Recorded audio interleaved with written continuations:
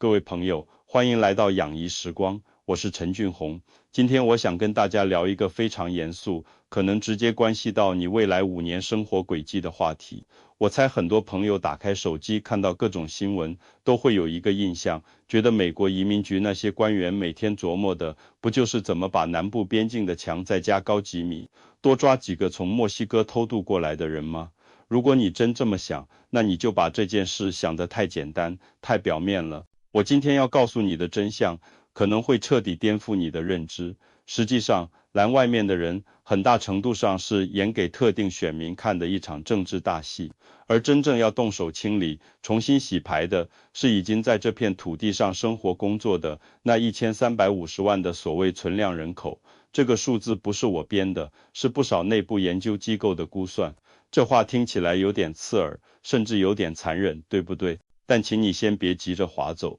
因为接下来的内容可能会更扎心，但对你绝对重要。为什么我说这场大洗牌的时间点偏偏就卡在2026年呢？你其实不用听我分析，只要你打开手机看看现在的财经新闻和社会新闻，你自己就能拼凑出答案。你看看美国的国债，现在已经不是高能形容的了，是爆炸式增长，每个月光含利息的钱都快赶上一个中等国家的全年军费了。你再看看那个号称永不枯竭的社保基金，水位线一年比一年低，精算报告不断预警快要见底。还有我们最熟悉的中产阶级，那个曾经代表美国稳定与繁荣的群体，中间部分被掏得越来越空，很多人向下滑落，能向上跨越的越来越少。美国还是那个美国，但它早就不是20-30年前那个财大气粗，对全世界张开怀抱，来者不拒的美国了。那时候家里阔绰，多双筷子多个碗根本无所谓，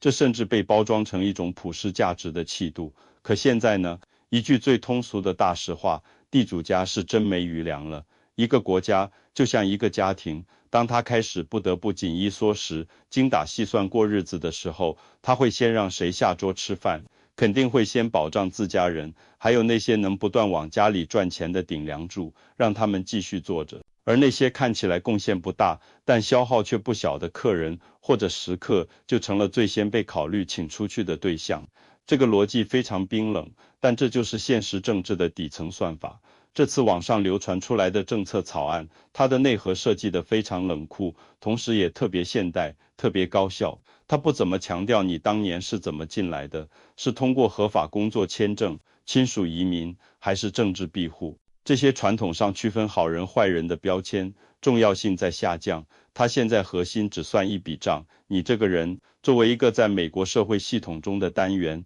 你的净贡献值到底是正数还是负数？这就好比一家处在行业黄金期的大公司，扩张的时候是个活人就招，先把坑占满。现在行业进入存量竞争甚至收缩阶段，公司开始搞残酷的末位淘汰制。不管你是入职1年的新人，还是干了10年的老员工，只要人力资源的系统算法算出，你消耗的公司资源多于你创造的利润和价值，那么抱歉，裁员通知就可能发到你的邮箱。现在的移民管理正在无限接近这种公司化的绩效考核模式。说到这里，我就必须打断很多华人朋友，特别是第一代移民朋友，对那张绿色卡片 Permanent Resident Card 根深蒂固的美好想象和误解。关键的误会恰恰就在 permanent 这2个充满诱惑和安全感的英文字上。朋友们，我们必须集体醒一醒了。在美国整套法律的逻辑框架里，只有一样东西是受到宪法坚定庇护的，近乎不可剥夺的终极身份，那就是公民权。而绿卡是什么？它本质上是一张你和美国政府之间签订的长期租赁合同，甲方是美国政府，它提供给你在这个国家长期居住、工作和生活的权利；乙方是你承诺履行一系列对应的义务，比如守法、纳税，不成为公共负担，并且有把美国作为永久居住地的真实意图。既然是合同，甲方就天然拥有在乙方实质性违约时，或者在时局发生重大变化，国家政策需要调整时，单方面修改合同条款甚至终止合同的权利。它从来不是什么铁饭碗，它更像是一张有严格附加条件的 VIP 长期通行证，而这个永久是有巨大前提的。而2026年草案最厉害，也是最让人背后发凉的一招，就是它大幅拓宽了法律意义上什么叫违约。以前，你的违约行为需要比较严重和明显，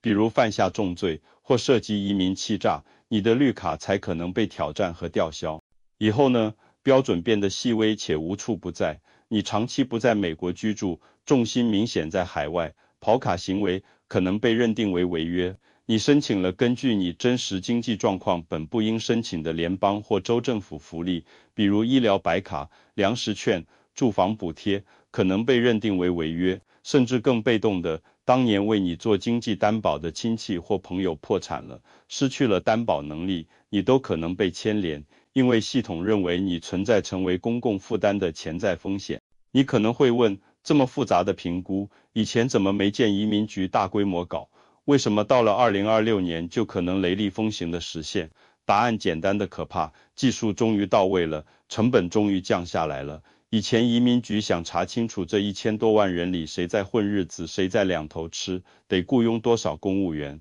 翻阅多少纸质档案，打多少越洋电话去核实，成本太高，效率太低，根本查不过来，所以大家都有灰色空间，都能浑水摸鱼。但到了2026年，情况完全不同。政府耗资巨大的跨部门 AI 审计系统将会全面上线并深度整合，它会像幽灵一样，默默打通几个最关键的国家数据库：海关与边境保护局的出入境记录、国税局的报税记录、社会保障局的福利发放记录，还有银行系统的资金流动数据。这个系统不需要喝茶看报，不需要人情世故，它只需要在后台静静地运行一个复杂的算法模型，把你的在美实际居住天数、你的纳税等级和金额、你申领的各类福利折算成的现金价值，你根据年龄和病史推算的潜在公共医疗风险成本，所有这些变量带入一个公式，最后得出一个分数。如果这个分数是负数，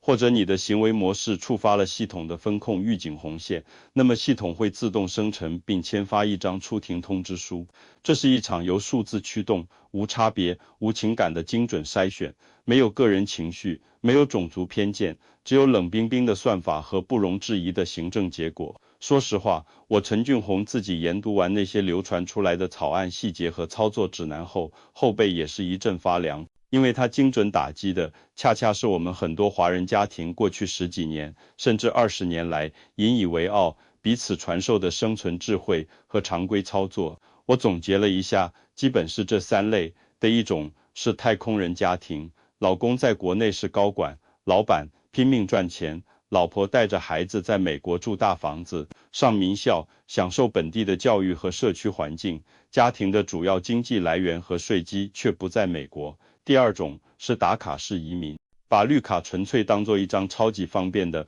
免签证的10年旅行证件，每半年飞回来打卡一次，住几天或几周，维持身份的有效性，生活的全部重心和事业都在国内。第三种是福利扩容家庭，把年迈的父母通过亲属移民接来美国团聚，但父母没有在美国的工作和纳税记录，却转而申请针对低收入者的医疗补助、食品券等福利，实质上是将家庭的养老成本部分转嫁给了美国的社会福利体系。我坦率地告诉你，这几种模式全都在新政的精准瞄准镜里，一个都跑不掉。美国不再单纯追求移民数量的净增长了。他现在迫切需要的是死心塌地在这里生活、工作、消费、纳税、扎根的自己人，是能够产生净正值的贡献者。游戏的底层规则已经发生了根本性的、不可逆的改变。如果你今天还拿着10年前甚至20年前的地图，用上面的老路去寻找新世界里的目的地，你绝对会迷路。更可怕的是，你可能会在不知不觉中踩空，坠入万丈深渊。我在养怡时光的后台和社群里，听过太多朋友用略带得意的语气跟我分享他们的保卡秘籍。最典型的一种说法是，俊宏，我早就研究透了，移民法白纸黑字写着离境不能超过1年，所以我每5个多月肯定回来一趟，住满1、2周，我的绿卡就绝对安全，万无一失。朋友们，如果今天你还抱有这种想法，那真的太危险了。这就好比拿着一份诺基亚功能机时代的城市交通攻略，却自信满满的要开着一辆电动车去通过2026年全智能无人监管城市的高速公路闸口。这不是自信，这简直是主动把自己的数据标签送到系统的枪口之下。如果系统算法发现你超过90%的稳定收入来源地是海外，你的主要房产、养老保险、医疗保险记录都在原住国，你在美国没有固定职业，没有实质性的年度报税记录，没有长期的水电煤气网络消费账单，甚至连一张本地的信用卡、健身房会员卡、Costco 会员卡都没有，那么即使你每次入境的时间点掐得比秒表还准，官员面前的屏幕上也会跳出一个警示标签，上面可能写着 Abandoned Resident High Risk。第二，拒绝签字。那么政府将立即启动正式的行政撤销程序，你的绿卡会被当场扣留，你将收到一份上移民法庭的通知，你需要聘请律师，与政府的检察官在法庭上对抗，向法官解释你为什么长期不在美国却仍然是永久居民。通常官员会补充一句，而这一句往往是压垮骆驼的最后一根稻草。根据我们系统内同类案件的历史数据，基于您这样的居住记录和行为模式，在移民法庭上的胜诉率低于5%。一旦法官判决政府胜诉，您不仅会被正式驱逐出境，还会面临至少10年禁止进入美国的惩罚。在诉讼期间，您可能需要在移民拘留中心等待开庭，这个过程可能长达数月甚至数年，且所有律师费用需自行承担。在这样的高压情境下，一边是签字就能立刻获得走出小黑屋的自由，一边是立刻失去自由。面对漫长昂贵且胜算渺茫的法律战，绝大多数人在精神崩溃和现实计算之后，都会颤抖着手，在 II-407 表格上签下自己的名字。那一笔落下，10几年的漫长等待，几十万甚至上百万人民币的中介费、律师费、申请费，整个家庭为之规划的未来蓝图瞬间归零，化为泡影。当然，也有更懂行的朋友会提出另一个策略，俊宏，那我听了你的，我不跑卡了，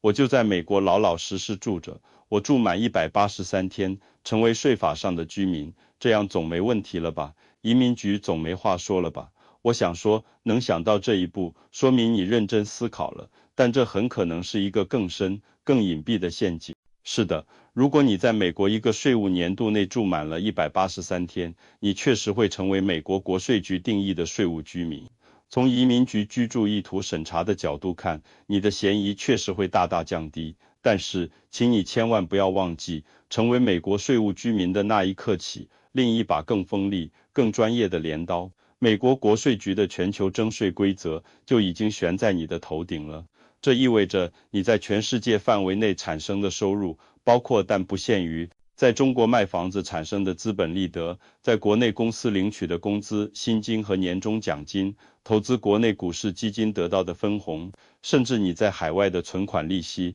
都需要向美国国税局进行申报，并可能需要缴纳与美国税民同等的税款。对于那些事业根基、资产主体和现金流仍然牢牢扎根在中国的家庭来说，这无异于一道无解的单选题，选 A 还是选 B， 都要付出沉重代价。所以我反复强调，2026年将成为一个残酷的、清晰的分水岭。那种美国的福利我要享受，美国的教育我要利用，美国的身份我要保留，但我的事业、我的财富、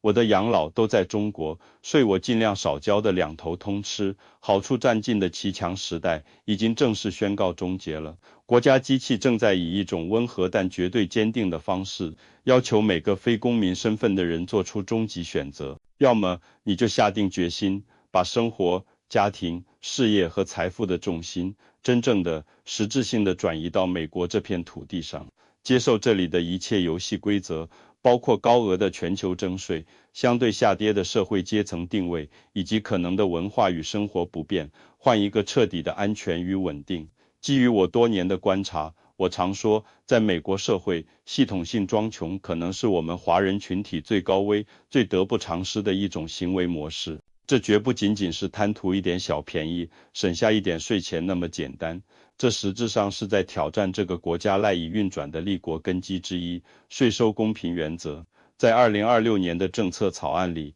有一个技术细节非常关键，那就是国税局和移民局之间长期存在的数据壁垒和协作障碍将被彻底打通。这意味着什么？意味着一场针对生活品质与申报收入严重不符人群的生活方式审计即将大规模自动化的展开。以前你听说某个富豪被国税局查，那是因为他太高调被举报或者被随机抽检。以后这将是系统性的数据比对。过去你觉得这么操作没事，是因为人工稽查有盲区，有运气成分，而且政府人力有限，查不到你头上。但 AI 系统不同，它永不疲倦，永不遗忘，绝对公平。它的逻辑简单直接，却致命有效。它会持续比对你的资产持有与生活消费支出，与你在税表上申报的年度总收入。我们来算一笔几乎所有中产以上家庭都能对号入座的账。你住在加州尔湾或纽约长岛一个不错的学区房里，这套房子每年的地产税就要交3到5万美元。你每个月要缴纳的 HOA 社区管理费可能要500-600美元。家里有2辆还算不错的车，每年的保险、保养、油费加起来轻松超过1万美元。你太太负责家庭采买，她的信用卡每月账单平均在3000到5000美元。孩子上私立学校或课外班的费用一年又是几万。这些看得见摸得着的刚性生活支出，一年下来已经稳稳超过10万美元了，甚至达到15万、20万。翻开你过去几年提交给国税局的税表，调整后总收入一栏，可能只填报了2万、3万或5万美元的数字。那么，每年数万乃至更多美元的支出差额从何而来？这些资金源头是否清晰合规？系统会自动将此类情况标记为异常提示。不要认为国际间的政策差异会影响税务与金融信息的合作。实际上，在税务合规、反洗钱及金融监管等方面，各主要经济体之间保持着紧密协作。到2026年，由经合组织主导的 CRS 与美国的 FATCA 体系预计将进一步衔接与互通。你的每一笔超过一定额度的跨境转账，若未附上符合美国国税局申报要求的税务证明，均可能被双方金融机构标注为需关注交易数据，将自动上报。若这笔资金来源于你在国内配偶的薪资或经营所得，那么请问你的配偶是否持有绿卡或为美国公民？如果是，其全球收入也应向美国国税局申报并纳税。如未申报，则在联合报税中构成遗漏，可能面临补缴、罚款乃至法律责任。若解释为父母无偿赠与，请注意，单笔或年度赠与总额超过10万美元时，受赠人需向美国国税局提交 Form 3520表格进行申报。如未申报，罚款可能高达赠与金额的 35%， 并可能引发对资金来源的进一步核查。一旦被认定的未申报金额超过一定标准，或被判定存在长期故意隐瞒行为，则可能涉及移民相关法规中的严重条款。当前形势正在变化，如今的核心原则可总结为合规为先。合规带来的长期安全保障远超过任何短期的财务安排。如果你经过慎重考虑，仍希望维持绿卡身份，为家庭保留选择，那么你需要彻底调整以往的居住方式，开始认真维护你的在美身份。以下是几条具体建议，可作为一份行动参考。第一，居住记录是关键。在2026年之前，尽量建立起连续、稳定、长期的在美国居住的记录。建议保持不少于12个月的无间断居住，并提供相应的住址证明，如水电账单、银行账单、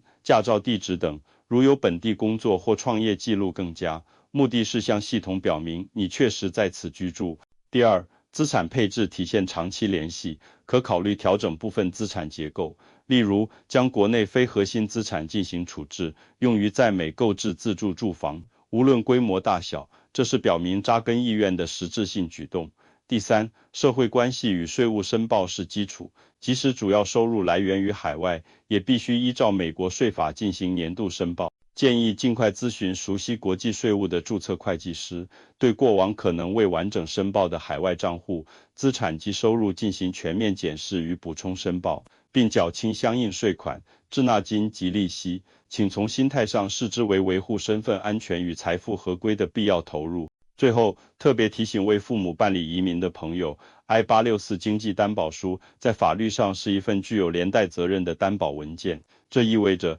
在父母满足特定条件之前，如果他们申请并获得了需经济调查的政府福利，相关机构有权向你追讨相应费用。这不仅是道德责任，也是法律义务。对此，建议如下：第一，配置保险作为保障，父母赴美前，建议为其购买全面的商业医疗保险，这笔支出可视为家庭财务的重要风险管理。第二，做好资产规划，在签署 IA-864前，建议在专业法律人士的协助下进行资产安排，以应对可能的责任。请牢记以下3句话，他们或许能在关键时候为你提供参考的。一，身份需维护，而非仅使用。绿卡是一种需要持续投入以保持的状态。第二，税务是防护，而非负担，务必向国税局如实反映自身财务状况。第三，担保是责任，而非仅人情。亲情无价，但法律文书具有强制效力。真正的风险